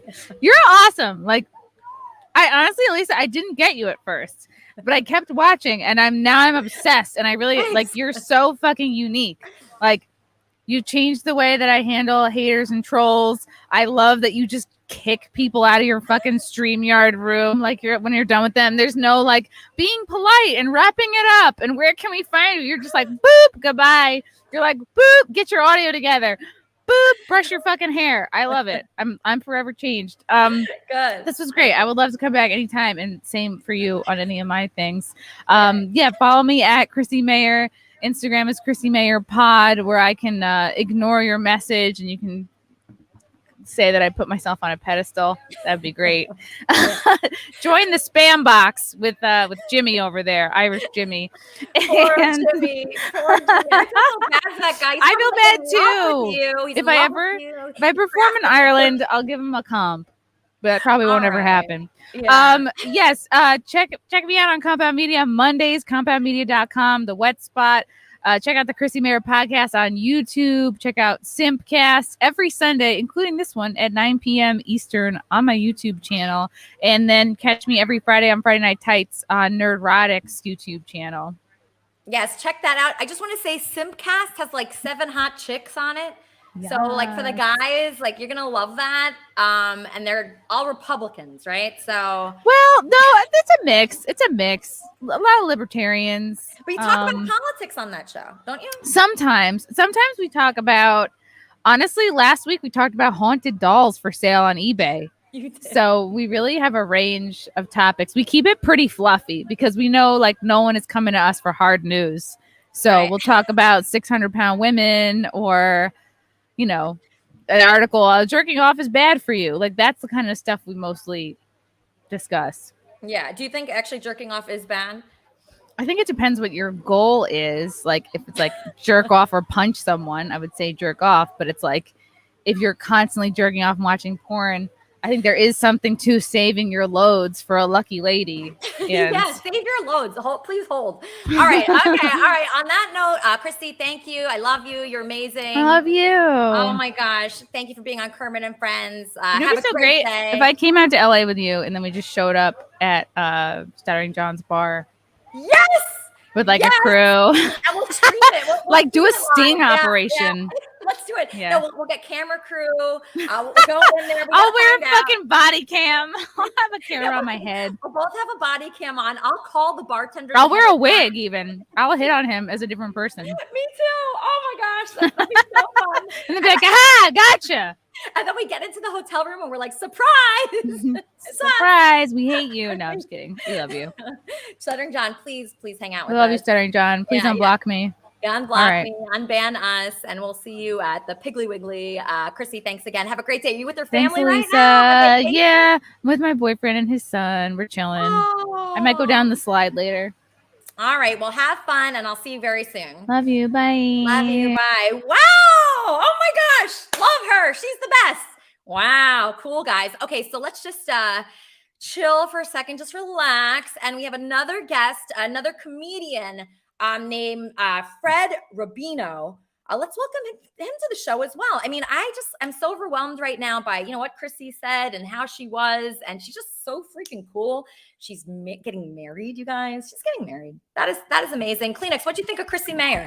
She's great. I've been listening to her and Anthony for a long time. And she does. They do pop culture. They do conspiracies. They do a little bit of politics. They really do a lot. Are you jerking off to that Simcast with all the hot chicks on it? No, I'm like her. To me, watching porn is like watching other people eat. No, but that's not porn. It's those hot chicks that she has. You don't know. Oh, you mean on her show? Yeah. I thought you were talking about porn. I thought you were asking me the porn question. Yeah. But I'm just saying that she has a good show. She's really, really good. I really like she's talented. Just hold on one second because Dave Robinson's on the phone. Yes, Kermit and Friends. Hi, Elisa. I just wanted to point out how cool it was that Chrissy was by a swimming pool and she had like a whole professional microphone. Yeah, she's a pro. You guys, there's no doubt about it. This girl's a pro. She's live every day. Every day. Do you guys know how hard that is to do? You guys have no idea like what stress. Like I'm almost dead right now. I'm almost dead and I do a show once a week. So just keep that in mind when you think of Chrissie Mayr and her career and what she does. Okay. She is thriving. She's on vacation right now. She's getting married. She has a show every day. She books her own guests, I'm pretty sure, because she booked me several times. And that is hard. That is so hard, Dave. Like I am barely existing. I'm in pain. I can't do anything. I'm capable of nothing. I want to retire. Just give her some respect. Yeah, I think it's amazing as well. I didn't realize that she was on holiday and she just took all that stuff with her just in case she had to do a broadcast. Yeah, appearance. she's a professional microphone. I don't even have a professional microphone. Yeah, she's got it all. Yeah, she's pretty good. You mentioned it earlier on, and then the conversation kind of moved away when Chrissy came on because she was a real good guest. But I wondered what you were going to do about the newsletter because like Leaf's been like really going off on one. He's like a real nice guy and stuff. Normally, yeah. But like the last couple of newsletters, he's really been giving it to you hard. And I just wondered how you were going to react to it, and maybe he could come on the air and talk to you about it. Yeah, thank you. Thank you so much, Dave. I'm just going to hang up. I love you. So that was a good question. So Leaf King is my producer, right? Here, Leaf King, he helps me tremendously, as does, Wheezy and several other people. But he has been writing this newsletter that is like a scathing newsletter, like every week, and it's kind of Kleenex, horrible audio, horrible. Well, I'm on my headset. I just don't think it's proper to be such a fan and such a supporter of the show, and then telling a grown ass woman how to live their life and who they decide to hang out with. I mean, yeah. So I agree with that. Yeah, so he disagrees with a lot of things that I'm doing right now. Like, please fix your audio, Kleenex. It's so bad. It's so bad. You have so much background noise. So basically what's happening is Leaf King, my producer, who books guests, he does the newsletter that's once a week. He helped me with the Discord server. He helped me with everything with Kermit and Friends. Wrote this like scathing newsletter about me every week now, kind of picking me apart and saying that I'm not living my life right and that I'm hanging out with bad people. Weezy, like when you saw that newsletter, were you concerned? Well, I love Leaf. Let me just start with that. But it seems to me that sometimes he's a little too emotionally attached to some things and that he's getting his feelings hurt. And then that's what we're seeing is his opinion is colored by some severe emotional attachment. I feel like no matter what, you should be able to do whatever you want. It's up to you. Yeah, but he lives a long ways away. He's not better. He's not been with her. I mean, it's just retarded. It's just, I think Captain's great. I think Andy Dick is great. And it just sends out a message that, I'll do things and support the show if the host does what I agree with. But he keeps on supporting the show. He's not ever stepping back away from it. He's just speaking his mind. It's like hitting on Cappy, saying the guy's a trash bag. The guy's great. I've been watching the guy long. He's got a real sweet personality. I mean, it's just bullshit. But and the whole Andy Dick thing and this. His opinion about Captain is okay because that's his opinion, just like your opinion is that you like him. But it's based on jealousy. I'm not going to deny that. And he's even admitted it. I don't think that, I think him putting himself out there is exactly what Elisa wants people to do, is wear their heart on their sleeve. Mm-hmm. But I think that sometimes it crosses the line as far as like the personal attacks, like the soreness joke. I didn't. But isn't like it that. better to say, I admire you so much, I just want to see you happy. And if this is making you happy, I'm happy for you. I agree. I think that part of it is that he feels that there's danger involved and he really cares about Elisa. And there's not. I mean, there isn't. She's been with him multiple times. There isn't. That's just bull. That's just. I want to know how Elisa feels. Oh, I don't want to see you on the back of a motorcycle because it's dangerous. It's just yeah, hello, buddy. Kleenex, you're pretending to be all friendly with Elisa again. What's going on? Just yesterday, we've been doing this. Just yesterday, we screen capped it. Kleenex, it was like a thing after thing. Yeah, and you called her the vapid C word again yesterday. Vapid C word. Hey, I'm wearing my shirt I got in Boulder. Do I get points for that? Anyway, Kleenex, you called me a vapid cunt yesterday, Kleenex. Just answer that question. Just yesterday, less than 24 hours ago. But you know what that is. So now you're pretending to be like all friendly. I think it's because you want airtime. I'm bipolar. I have my moments I'm up and I have my moments I'm down. All right, well, we're definitely all bipolar here. Okay, all right, Kleenex. All right, so on the wrap-up show, you'll discuss all this, I hope. Yes. Everybody's kind of salty right now. Yeah, I would like to know your opinion, though, about this Leaf situation. Like, does it hurt your feelings, or are you coming to terms with it? How does it make you feel? Like, when he says I'm sore from getting fucked, yes, that hurts my feelings. Yeah, that was one of the things I was like, okay, that didn't need to be said. And I think what he said was it's because you called him a pussy. And as somebody that you've called a pussy before, it doesn't feel great, but I would have never come back at you with something so filthy. I didn't like that at all. But I don't think his intent is really to hurt your feelings, but I can see why it's hurting your feelings, especially because he's a great writer. And the last 2 weeks of his newsletter have basically kind of been an attack on you. Yeah. So I'm going to let him write whatever he wants. I just want people to know the opinions of the Kermit and Friends newsletter are not my opinions. If that's not obvious, it's the opinion of Leaf King and Leaf King alone. If you want to come out with your own newsletter, I'm way too lazy to do a newsletter at this point. But if somebody wants to come out with another newsletter, please do. But like my newsletter will never call myself like sore from being fucked. Like I just don't talk like that. Okay. Yeah. And also it's not true. So it's annoying. Yeah, I can see how that's very disrespectful and annoying. I for sure see that. All right, but we'll talk about this on the wrap-up show. For right now, that'll be after this. For right now, Let's talk about our next guest. Our next guest is a comedian. Fred Rubino is a stand-up comic from Brooklyn. I'm getting a caller. Hold on one second. It's my colleague. Kermit and Friends, how can I help you? Hi, Lisa. It's Andy. Hi, Andy. Colleague Andy, how are you? Colleague Andy here. And I just wanted to restate my theory that I presented on video in the Discord chat that somehow Leaf King has a direct line to Elisa's unconscious. He's like, somehow he expresses things that are in Elisa's unconscious mind, maybe that she doesn't know how to express any other way.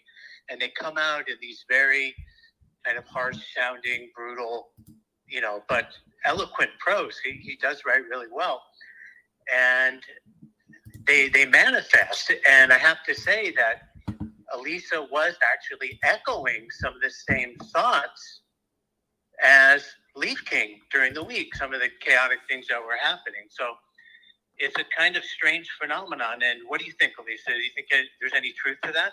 I mean, yeah. So I do talk a lot of shit in the office all day because there's nothing to do, right? So I do talk to my colleagues about Kermit and Friends and all the characters, and we talk about, IP2, and we talk about the Howard Stern show. We talk about everything there. So yeah, I mean, I tell them everything, but I guess when Leaf says it, it's like more like intense. I don't know, like there's something about his wording, the fact that he is such a good writer, it's almost worse that he says it because he writes so like well and it comes across so clear. I don't know, it just hits harder when he puts out that newsletter. And I told Leaf, I said, don't hold back on the newsletter, say how you feel. But the fact that he feels so strongly about how disgusting I am right now, I mean, yeah, it is a little insulting. Yeah, I could see that. Definitely. I know he does write well, and it was very, the attacks were really brutal, but there's something about his style that I find very entertaining.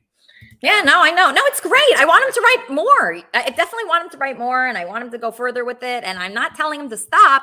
I'm just telling people that, that newsletter is written by Leaf, and it's Leaf's thoughts. It's not my thoughts. My thoughts are on Kermit and Friends, and that's pretty much it. Okay, that's where you get my thoughts. Don't you find it very peculiar that you were at times echoing a lot of the thoughts that Leaf King was writing about? That's what I found very strange. I'm like, wait a minute, the things she's saying now are just what Leaf was saying, but now she's owning them. It's like they have to kind of come up from your unconscious, then you have to own them.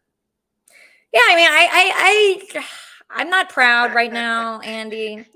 I'm not very proud of myself. I'm kind of acting like a loser a little bit, and I just wish I'd stop. Yeah, no, I am. It's okay. It's okay. I appreciate you. You're a great friend, and I know you like Leaf, and you like you could like Leaf, and you could like me, and everybody else, and we all have different opinions, and I'm not 100%. It's not black and white. it's very gray. I agree. Yeah, I mean, there's people I love. I think I love parts of people, and I hate parts of people, and I don't. I mean, the truth is, sometimes I like collaborating with people, and maybe I don't necessarily like that person, or maybe that person's not good for me. Like Andy Dick, great example. Like, I love him. He's so cute and sweet and charming and great storyteller, and I could be with him the rest of my life till I'm like 90, and that would be very entertaining for me. But like, he's obsessed with this guy Chicken. I mean, that's not easy for me. So, I don't love like 100% of him because of that. So I have to kind of keep it at a distance, and I keep a wall up because I don't want to be hurt. Right. No, I understand. Yeah, I mean, it's complicated. People are complicated. People are complicated. Relationships are complicated. Guess what? Newsflash, Kermit and Friends is complicated. It's not all good and not all bad. Yeah. What'd you think of Chrissie Mayr, by the way? You like her? She was great. She was really terrific. Really great. I loved she had real nice, subtle humor. And yeah, she was a lot of fun. All right. Thanks for calling in, Andy. You're the best. Take care. Okay. All right. See you Monday. I guess I really don't want to go, but okay. So our next guest is this guy, stand-up comic from Brooklyn. He performs all over the East Coast, from comedy clubs to casinos to resorts. He's been called the voice of the American Italians. He's often featured on top radio shows like Bernie and Sid in the Morning. This is very cool. This is a new person here. Everybody, welcome to the show, Fred Rubino. Hi, Fred. Welcome. Thanks for having me. Great show. I love Chrissie. I performed with Chrissie a few times. You did? Great person. Yeah, I really admire her work ethic and the way she is. She's so kind, and she does, I mean, just the way she streams every day alone is impressive enough. But she's on vacation right now. She has her whole setup. Are you like that? What's your day-to-day, Fred? No, I'm the opposite of her. I do it off the phone. There's no mic. There's no, and if I see something like on the news or something that just hits me funny, I'll write it down, and then that afternoon I'll do a video about it. But as far as that goes, I'm not as hardworking as she is. A lot of people don't realize how hard of a job that is that she does. It's amazing. I go live maybe 3 times a week, or do a video once or twice a week, and that's hard. And I tell other comics, you got to put in the time. You got to make videos. You got to get out there, show people how funny you are. And a lot of them tell me, I just can't do it. I can't even do one a week. I could maybe do one a month. So it is hard. It's not for everybody.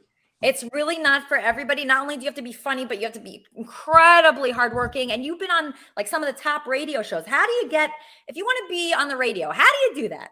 How do you do it? Well, I got to say that at all the podcasts that I've been on, all the radio shows, people have contacted me. I've never reached out to anybody. Really? In fact, I was shocked when I heard you say, people ask me. And I was like, I could call up a podcast and ask if I could be on? I didn't even know that. I don't know. I mean, yeah, people like ask on my behalf for things, but you don't ask anybody. So that Sid in the morning and the Bernie show, they just like called you, or the producer of the show was a fan of mine, loves my videos, loves my comedy. She called me up. She says, hey, if I could get you on the Sid show, would you go? I said, yeah, I'll go. Like, I'm going to say no. Yeah. And do you get a lot of people reaching out to you because of that? Like, what is your role on that show? I was just on once or twice, and that was it. And then I think she got fired. Nothing to do with me. Oh, okay. So, I don't want you to think, let's cut this short until I get fired. No. So, and then after that, I guess she didn't, she wasn't there to bring up my name anymore. And that was it. So, but like I said, people reach out to me and say, hey, we would love to have you on podcasts or radio. So I say, yeah. So, but I didn't even know you could ask a podcast. I'm going to start sending out next week. Yeah, start writing to people. I don't know. That sounds annoying to me. But what do you want to be on? Like, what would be your ideal situation? Oh, I would love to be on like a Joe Rogan or a Mike. What's his name? That she brought up, the blonde-haired gay guy. Dylan? Yes, Dylan? yes. I would love to join in that podcast. But you know what? I got into comedy actually because I wanted to send my daughter to school. And I was unemployed a lot. So I go, maybe I can make a few extra bucks. And what did you do before that? What was your job before that? I was a construction worker, a New York construction worker for 38 years. So I figured, let me make some extra money to get it through high school. So I did that. And then I was just getting gig after gig after gig. And so I just stayed with it. But right now I'm like actually cutting back because of all the flying. I can't stand the flying anymore. I hate flying too. So are you making a good living right now? Like, how much can you make with your amount of gigs? Actually, I turned down gigs now. I only want to do a couple of gigs a month now. So yeah, you can make a good living. You can make over $100,000 a year very easily doing the comedy. But like I said, Minnesota, Chicago. I'm going to Kansas City. These are all, flight. Half of these things there's a layover. Yeah, who wants to go to those places at all? Are you opening for people? Are people opening for you? No, they hire me. I'm the headliner all the time. Headlining. Wow. So you can make a good living, $100,000 a year, you guys. Headlining, being a comedian. that is pretty cool. Let's bring Kleenex up. Kleenex, you're on with Fred. I saw a couple YouTube, but they were older. It's good to see you now. Do you have a current YouTube? I didn't even know it was you because it's so much older. I'm not saying you age like me, but I mean, but I think it's great that you encourage people because I do know that you have got an encouragement about your comedy. I Is do. that I true? do. Are I you don't have an inspirational? agenda. I don't have an agenda. Like I am conservative a lot of times. Just being Oh, you're conservative as well? Well, just being an Italian American, you're conservative. You know. Right. Yeah. But I'm not like. I don't have any agenda. If there's something that's good for the country, if there's something that's going to help people out, I'm for. Whether that fits in some people's agenda and you want to label me that's fine. But So you don't have any agenda at all? There's nothing? My agenda is just I like conservative values. That's it.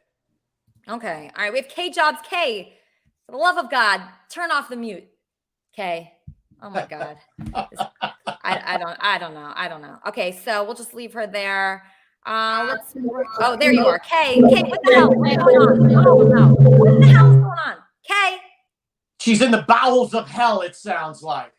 She has 3 profiles up here, taking up a lot of space, and she's muted. See, this is what I deal with here. Do you deal with anything like that, Fred, for your show? Do you have like a lot of problems with your guests?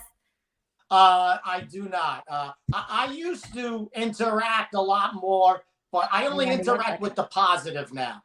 If it's negative, you're gone. Oh, I should try that. I'm getting a caller. Kermit and Friends. Hey, Alicia, I'm just calling to say hi. And Kenneth, I know you're listening. You gotta be patient, bro.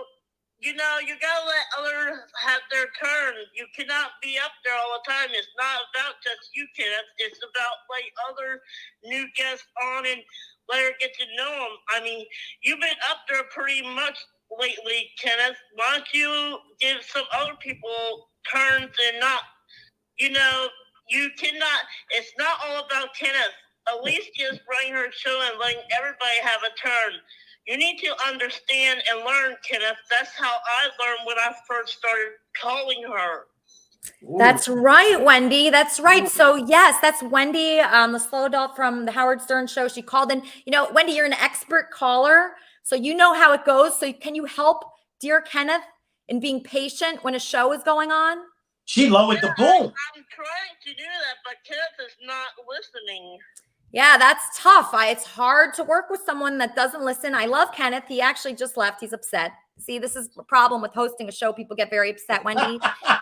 But we don't want him to leave the show. We want him to stay on the show, but we want him to be. I understand that, Alicia. I'm just trying to teach Kenneth and get him to realize to understand it's just not about him having you put him on all the time. I'm trying to explain to him that you have new people that you want to bring up on the show too, and I'm just saying Kenneth needs to let them have their turn too, and not, you know, just about him. Yeah, and the great part is the more new people come to Kermit and Friends, the more friends that Kenneth will make. So, you know, we have Fred and we have Chrissie here. Those people are now friends of Kenneth, so it helps everybody when we invite new people here. May I address that, Miss Alicia? Kenneth's back. Wait, hold on. What, Wendy? I said to Kenneth in the chat that you'll get to him when you get to him. I mean, he keeps asking in the chat, can you bring me up? Can you bring me up? And I keep trying to tell him, wait your turn. Okay, thank you, Wendy. Love you. May I love you. What, Kenneth? May I address that? Yes. That was not the real me. That was a clone of me. Oh, the plot thickens. Ken, And I'm being, I don't think so. I think that was that was a clone of me. Because I was backstage. That's a good, I like that line. I learned that in Catholic school. Deny everything. It wasn't And I'm being me, dead it was serious. a clone, it was my look-alike. I like that, Kenneth. It is pretty good. I mean, Kenneth, I appreciate that you're trying to make me think that there's like several clones of you, but Kenneth, And I'm serious. I've been backstage the whole time, and I haven't said much of anything. You weren't in the chat? No, I was backstage. I wasn't there. It wasn't me. Good for you, Kenneth. All right, Kenneth, I'm going to believe you, okay? And so you're okay with, you know, Fred being on the show and other people being on the show? You are? Yeah, that's fine. Should Fred be a Kermitarian of the week? What do you think? I would consider it. All I would right, consider Kenneth. it very strongly. All right, Very good. great, terrific. Okay, so Fred, if people want to find you and look you up, where do they find you? On YouTube under Fred Rubino. I have a Facebook fan page, Fred Rubino. I'm always putting out new videos and show dates and just general nonsense and general videos about whatever the topic of the day is. A lot of times I'll just chime in. It's a mixture of a little bit of conservative and a little bit of the Italian American point of view. Great. Okay, fantastic. So everybody follow Fred. He's such a nice guy and he's a hard worker and he's friends with Chrissie and now he's friends with us. So follow him and invite him to our Discord server, right, Ken? Do you recommend that? I definitely do. Okay. Definitely. Okay, terrific. Yeah. Thank you, Ken. Oh, Yeah, feel so free to stop by the server. I will. Whenever you get time. Feel I'll free. bring cannolis too, all right? We'll right. have a good time. All right. Thank That's you, cool. Fred. Thank you so much. Okay, I'm just getting a caller. Kermit and Friends, how can I help you? It is so incredible to see Fred Rubino. I've been watching him for years, Elisa. Really? You're a big Fred Rubino fan? Oh my God, yes. I'm on every question and answer Wednesday. Really? Or occasionally Thursday, and I watch his cooking show. Yes. Oh my gosh, that's so terrific. Okay, so what do you like the best about Fred? He's honest. Not only that, there have been venues that have tried to get him to charge for meet and greets with Really? the fans, and Okay. he's out and out refused. Really? Because he wants to be approachable to his audience, and he is so very gracious with his time. Wow, that like Thank touches you so me. much. Thank you, Peter. Thank you. Okay, so you were asked to charge for your meet and greets, and you don't charge just because you're nice and you appreciate your fans? I do. I really appreciate my fans to a point where people are shocked. And I'll have people who will book me and go, listen, we're going to charge an extra $10 a ticket for a meet and greet. And I said, absolutely not. Anyone who comes to my show who wants to shake my hand, I appreciate, especially these days. It costs money's tight these days. Yeah, I'm shocked like when $25 anybody to wants get to in. meet me at all. Like, isn't it shocking kind of, Fred? Like when people want to meet you. For me, it's still weird. It is weird, and I gotta say, but you got a babysitter. It costs you money. It's maybe $50-$60 a person between drinks and entry. It costs you a good $200 for the night, and you took some time to come see me. At least I could just shake your hand and say thanks. That's it. Exactly. That is so beautiful. I freaking love that. Love it. Love it. Love it. Okay, so yeah, Peter's a huge fan of yours. So those meet and greets, could they ever get awkward? Are they usually good, or does anything ever go wrong? Oh yeah. If you're on a social media platform, you have your haters, you have people who are critical. Once in a blue moon, you'll get someone who goes, "I just came to tell you," and I'll go, "Okay, keep it moving." That's it. But otherwise, it's been really, really nice. A lot of people I had no idea they come. I love your show. I love to meet you in person. So, like I said, the least I could do is just shake your hand and say thank you. Oh my gosh, that like really is touching. That's so nice. I just love that. It's so refreshing to meet someone that has that attitude, and because we try to really keep that attitude here too. And yeah, we just appreciate everybody, even one person, for supporting us. Connecting with people is what comedy and podcasting and radio is all about. That's what it is. We just want to connect with people, make people laugh, and make you enjoy things. So those trolls and those haters, they fall to the side when we see people that really love what we do, because we love it. We do. I love. Sometimes I'll go to a place and like it'll be a private show and it'll be like seniors and they'll go, "Oh, what part of Brooklyn?" And I'm supposed to be out of there, and I'll stay for 45 minutes because there's stories about the old neighborhood or about New York or about whatever it is, and we just get involved in it. It's such a great thing to make that connection to somebody, personal connection. There's nothing like it. There's really nothing like it, because when you meet somebody at like a dinner party or wherever you are, it's not the same as somebody that has connected with what you're creating. and felt something, because that's not going to be everybody, but the specific people that are like attached to it and felt joy from it. It's just such a big connection you have with that person. And sometimes it just it takes you back. Yes. Like I've done charity work for like the police in New York and the fire department and things that that are affected by 9/11. And I can't tell you, all over the East Coast, I'll have someone who used to live in New York come to me and give me like a patch or a police shirt from their place and say, just want to let you know, I know you support law enforcement. This is a gift. I keep every single one of them. I keep them and I look at them and I just say that's just the biggest honor to me in the whole world. Oh my gosh. Thank you for sharing that with us, Fred. And I hope you are a friend of the show and you come back sometime, will you? I would love to. Anytime. What a great guy. Okay, Kenneth, we're going to wrap it up soon. Who's Kermitarian of the Week this week? I thought that decision was already made. Yeah, but I never mentioned it here. I was told that it was Gonzo. That's right, it is Gonzo. But I'm fine with it. Hey, this is Eric. Is Fred there? Fred is here, but I just let him go because we have to get to the wrap-up show. He might be on the wrap-up show if he wants. Weezy hosts that show, and anybody could be on that from the show, like Fred or Chrissie or Kenneth or Kleenex or whatever, whoever wants. SJC could be on that.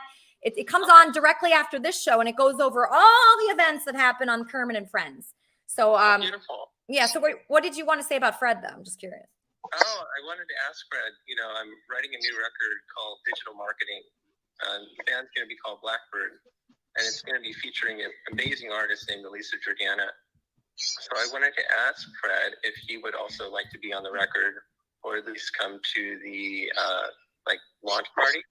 But it's too late, huh? He's already No, he's here. I'll ask him. Okay, Fred, did you hear that?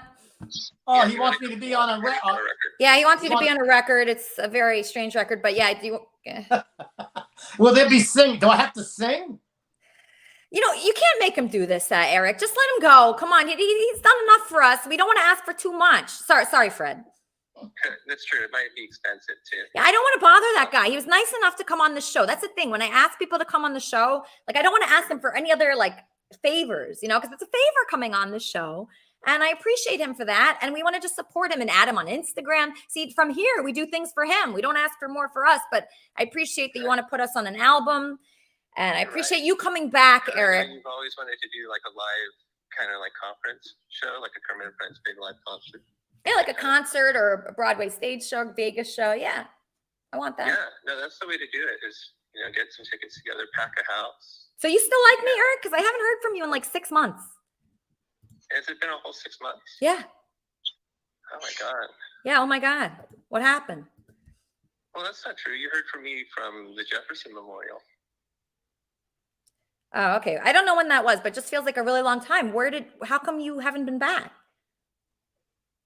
Soul searching, finding the next big leap of faith. But I'm sure we'll have more time to connect, and produce great records. There's a great studio in Phoenix, Arizona, my friend owns, called the Salt Mine. A lot of big records come out of there. You could produce it there. But, I also don't want to ask you for too many favors either, because you're a big celebrity. Eric, did being on Kermit and Friends drive you to that asylum? Oh, no, I think it's unrelated. I think, really the narrative drove me to the asylum. Writing a novel like Harry Potter in this lifetime, has a lot of, they say nightmares are a symptom of withdrawals. So, and I think writing has always been my crutch for bipolar, So, no, I don't think Kermit and Friends had anything to do with it. I think it was my own. All right, Eric, I'm happy you called, but I must go, okay? I love you. Oh, I love you too. Love you. And then they always come back. Okay, so let's go over Gonzo being the Kermitarian of the Week. Why do you think Gonzo, our number one caller, is Kermitarian of the Week? I think it's probably having to do with that supposed song that he had did. Yeah, so I was gonna originally choose K jobs for that particular honor. But people were already deciding that it was Gonzo. Which I'm okay with it. I just would have chosen. I don't want to be like toot my own horn, but I'm pretty sure somebody said I was Kermitarian of all time in my first interview. I'm pretty sure I saw that. So you don't have to vote me for Kermitarian of the week ever. Well, you're Kermitarian of all time? Well, that's what somebody said on my first interview. So I mean, I just took it. Okay. I mean, you can look through history. Like somebody said it. I'm like, I'm not. I remember everything. But I mean, I'm not trying to toot my own horn, but I'm just saying, like, I don't know. So don't vote me for any Kermitarian of the week ever, because that's stupid. I mean, not stupid. The Kermitarian of the week is not stupid. It's just stupid to vote me because I really don't really need that kind of thing. All right. Well, I'm fine with you being Kermitarian of all time. I'll have to change your name in the Discord server. Everybody should join our Discord server where you can have a chance to be Kermitarian of the week, Kermitarian of the month, Kermitarian of the year, and Kermitarian of all time. Why do you think you won that? Why do you think you're Kermitarian of all time? I don't know. I guess it was just because I was so weird. It like makes me knocked out. I don't know. Ask the person who said it. I don't remember who said it. I just remember I saw it and I was like, "What does that mean?" Because I didn't know I didn't know what that meant. But I was like I'm saying, I just kind of took it. That's kind of why I stuck around. The first like month was hard for me on Discord because I said a lot of like wacky, like a lot of really deep things, and I think it was kind of a different vibe to the Kermit friends, and so I think it was kind of hard for me. But it's really weird because I've been talking about a lot of things on Discord, and people have been just accepting it. Like out in the real world, people are like, my family won't talk to me and they ignore me. And I'll tell them these things, like they ignore me. My stepmom blocked me for talking about Jesus the other day. They blocked you for talking about Jesus? Yeah, because I was just explaining that. I was just explaining that Jesus didn't die on the cross. And they didn't like that, or she's like, I don't want to be left with this train of thought or something like that. But I don't know. I mean, I'm kind of over it. Like my family's kind of like, it doesn't matter what I do, that they're just never going to be impressed with me ever. Your family might not understand you, Kay. You're a very special person. And you're unique, and you're just not for everybody. People that are very unique are not for everybody, Kay. Yeah. Thank you for saying that. So I know you're running out of time, so I'll get to the thing that I want to talk about this week. So I made a list. So I had my Adderall this week. I was able to make a list and be responsible. So I'll try to get through it. So slow me down. So I'm really nervous about. I'm still kind of nervous about being on camera. But I'm really nervous about talking about this because it's very kind of devastating situation and it really set me back in life. Because I'm the president of the Illuminati, by the way, people. And I have a lot of shit to do. And I don't have time to be spending in asylums, lying in a bed all week, like for 3 weeks at a time, 6 weeks at a time, like dumping medications down my body that and so I have a list of all the shit that happened to me because of the medicines that dumped my body. But yeah, so that's why I disappeared from Permanent Friends, because I was dumped to 2 asylums and I had to lie in a bed for 6 weeks. So I'll start. So since March of 2018, I've been in about 40 asylums. 40. I'm the president of the goddamn Illuminati. I don't have time to be spending time in 40 asylums, people. So I'm sorry, I might be kind of getting angry right now, at least. So I'm saying people, not at least because I don't want to be yelling at you. So don't take the vibration of my anger at IU towards you, so I don't freak you out. But so I hope I'm not being violent. But yeah, so anyways, so it's a devastating situation that should be shut down immediately. And when I say I am the president of the Illuminati, the New World Order thing, that's a real thing. And so my first order is shut down the asylums immediately. So I stop it. They're evil, devastating things, and God refuses to go in any of them. So God is never in there. He's my husband. So God is I'm close to I'm God's channel, and God follows me everywhere, but He does not go with me in the asylums. He wanted to go with me in the asylum. So He sends all kinds of other beings in the asylums with me. So He doesn't talk. So I don't have God in the asylum. Nobody does. So He doesn't exist, and all they do in the asylum is talk about God and praise God, and then Jesus. I'm like, oh my God, the Jesus thing is going to be. Oh, sorry. All right, I'll calm down. So Sorry, I'm reading the little pop-up. But so yes, okay, I already said that. Yeah, so dude, but I tell you, have you heard of shamans? Yeah. Like I'm a shaman, so I started going through like absolutely shamanic trials. Have you ever heard of shamanic trial? Yeah. You go nuts. You start having visions, and they're terrifying visions. It is hard. Shamanic trials are hard, and you have all kinds of visions about like terrifying things that could happen or have happened, and it freaks you out. And so you kind of like you can't really handle society or the people around you, and so you start like I in New York City. Oh my God, it was terrifying in New York City. Like the trucks that would go by and stuff, and I was convinced that like everything was.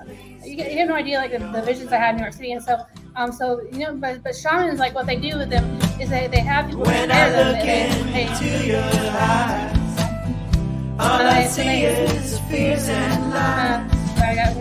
When I look into your soul, shamans would like I get shakes and vertigo. When I look into your eyes, people help them, and they allow them down in bed, and they put people rise on their head, and then I guess maybe play the music. I don't know what they do, but they take care of them. They don't throw them in asylum, and so that's every time. And so it's really strange though, because every time I went through a shamanic trial, I've never been thrown in asylum for going around saying crazy shit.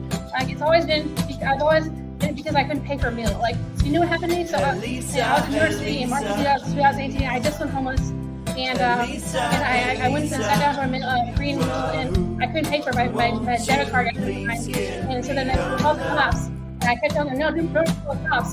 And then I argued with them, and the ambulance people came, and they finally knocked my body on the table and arrested me and put me in the back of an ambulance. And they drove me to a hospital. And I went to the hospital. I was telling her, I know things about colors and vibrations. Like aesthetics and like how things can affect the house, like or the aura of the body, like how energy and how everything. So I was looking around, I was describing it like this, like what was wrong with this house, and then it's like whatever. I didn't care. They threw me in this room. It's disgusting. I'm OCD, so I'm like I have this. I don't know if I call myself immaculate because I'm immaculate. I have to have it clean. I have to have everything clean. And I can't handle disgusting things, and so they threw me in this disgusting, dirty room, and I stood up and I was doing something, and some girl kicked me in the face, and then I was like, and then I went out of the room. So there's a door, and so they didn't tell me where I was or what they were doing, why I was there, because I couldn't pay for the meal. That's why they arrested me, and so it didn't make any sense, and so that's why I'm even more confused. Because I mean, it's one thing if they sent me to jail, but they sent me to something that was not jail. It was I never heard of this kind of thing. I never heard this before, and so I was just so confused, and so I was acting weird because have you ever been that confused? Is she okay? No, I'm not okay, because this is a very not okay situation.